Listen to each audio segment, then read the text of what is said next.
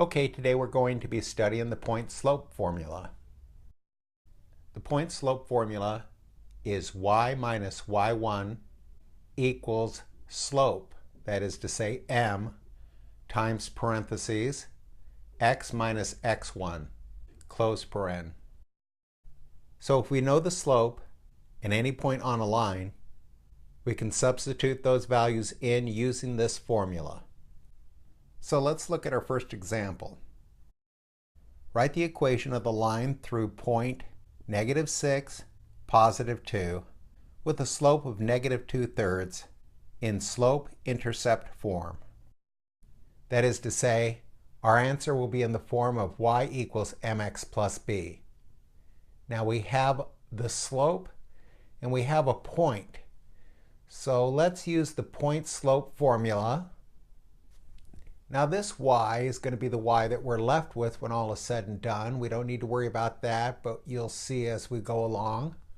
y1 is the value of the y in the point. And m is the slope, as you know. And this x will be the x that we're left with when all is said and done. And this x1 is going to be the x in the point that they gave us. Okay, so let's substitute in y1.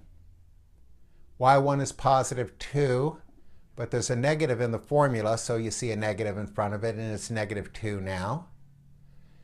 And the slope is -2/3, and the x value in the point is -6, and we have two negatives here because there was a negative in the formula. The value was -6, so we have negative. Now keep track of your signs. If you start dropping negatives and you start substituting in other things, you're going to get in trouble. There you go, x plus 6. Now let's distribute the value for the slope. And the right-hand side of the equation is -2/3 x minus 4. Did you see that it went back to a minus again? That was 3 negatives that we dealt with on that unit. Okay, well, we want to get our y alone, so let's isolate y. That's a good way to do that and bring all that down. And we have y equals -2/3 x minus 2. And that is in the y equals mx plus b form, which is the slope-intercept form. And that is the solution to the question. Now let me show you another way to solve for this. We're going to use the slope-intercept formula. And I think it's simpler. You can use either way. I'm showing you two ways, and you can use either way, the way that you find the simplest. But I don't like it in algebra when they start adding new equations, new formulas that you don't necessarily need. Now you can use the new formula that we started off with today, but let's go back to the one that we used in the last lesson. And I like this because if you're doing enough algebra, y equals mx plus b just flows off your tongue. It's hardly even something that you have to memorize. And so for y and x, we're going to put the values of the point, 2 for y, -6 for x, and the slope is -2/3. Now let's multiply that out. And as you can see, we're going to have a value for b if we get the 4 on the other side. So bring all that down.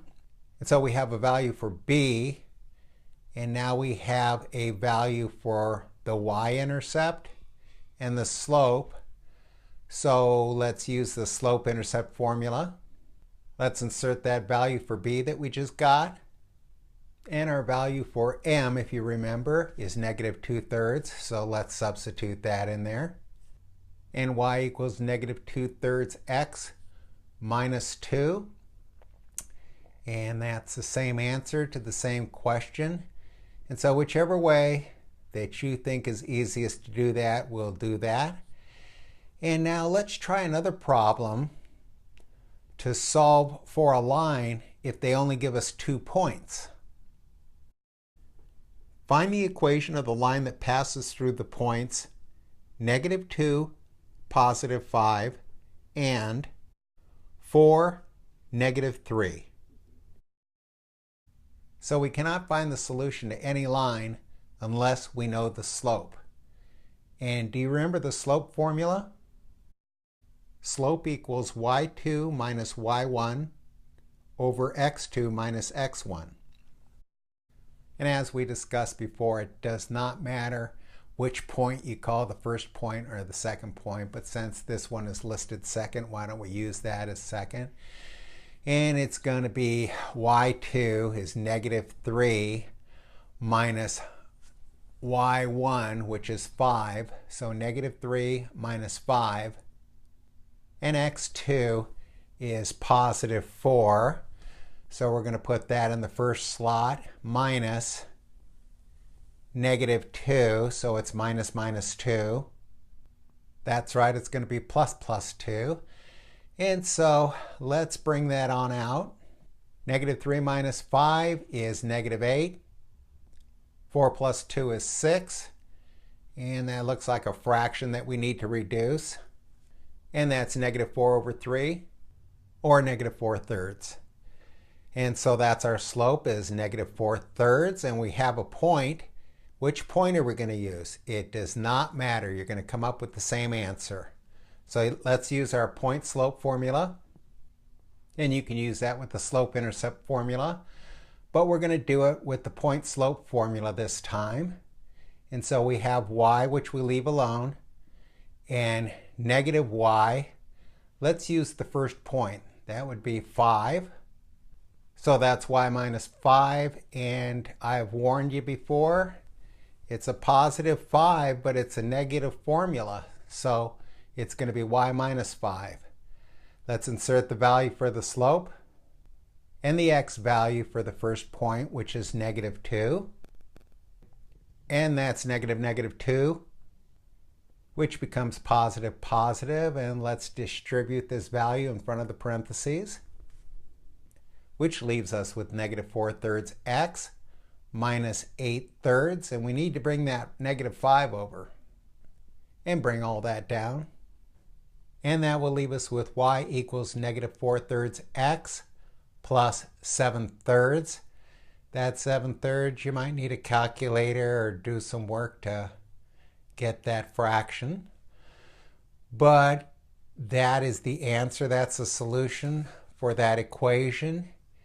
And do your homework.